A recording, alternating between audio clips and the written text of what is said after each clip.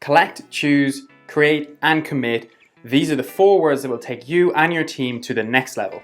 To put this into perspective, have you or anyone in your team ever left a meeting or a long session and felt underwhelmed or uninspired or knowing that nothing is ever going to change? These 4 words create a simplified approach to generating ideas and putting them into action from a simple workshop.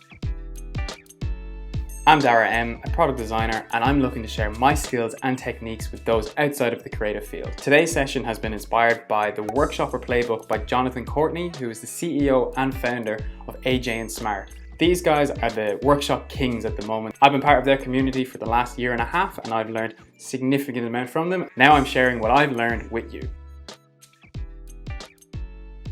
Within the Workshopper Playbook, this is broken down into significantly more detail, but the common pieces are collect, choose, create, and commit. I'm going to break them down into what they mean and how they can change your life, and give an example of how it can affect your team and your performance.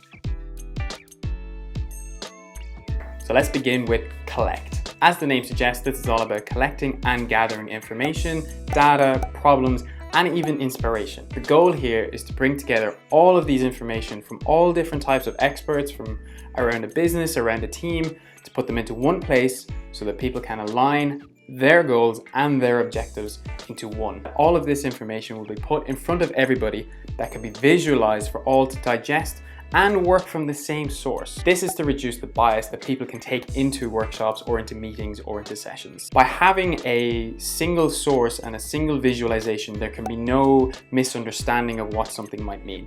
So with everything collected into the same place, the focus will then allow the team to size the amount of work that is ahead of them in either this session or in this workshop or in this meeting. So an example of this is if there is a communication issue within a team and there are many sources of kind of complaints and problems and challenges that are being brought up against this.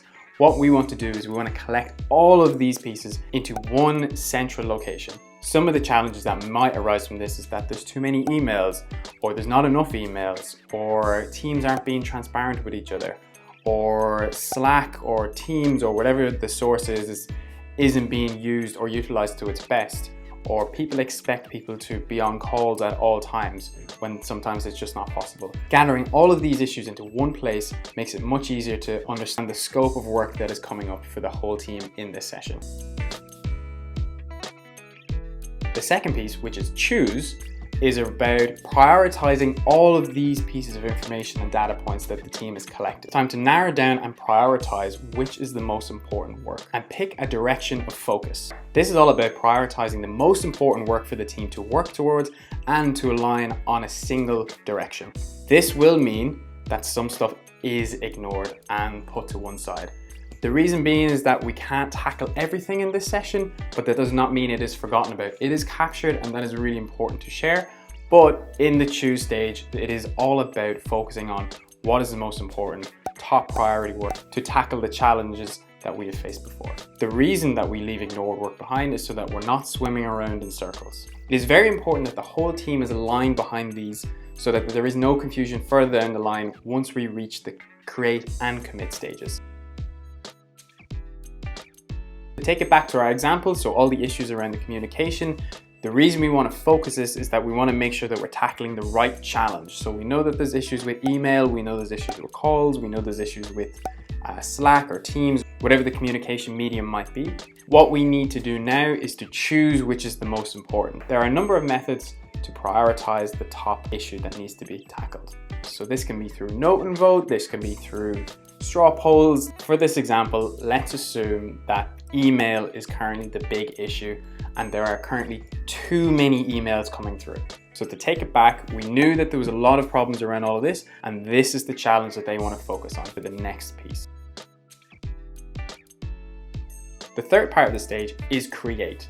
This is where we start creating the solutions or the ideas to tackle our prioritized challenge. This part, a lot of people believe, is just up to the creatives, like the designers, the product owners, or the artists, or whatever it might be, but that couldn't be further from the truth. During this stage, all participants, regardless of their background, get to have their say and get to put in their ideas. They are part of the problem after all, whether being the causer of these problems or the receiver of these problems. The focus of this stage is to come up with as many solutions as possible to our prioritized problem.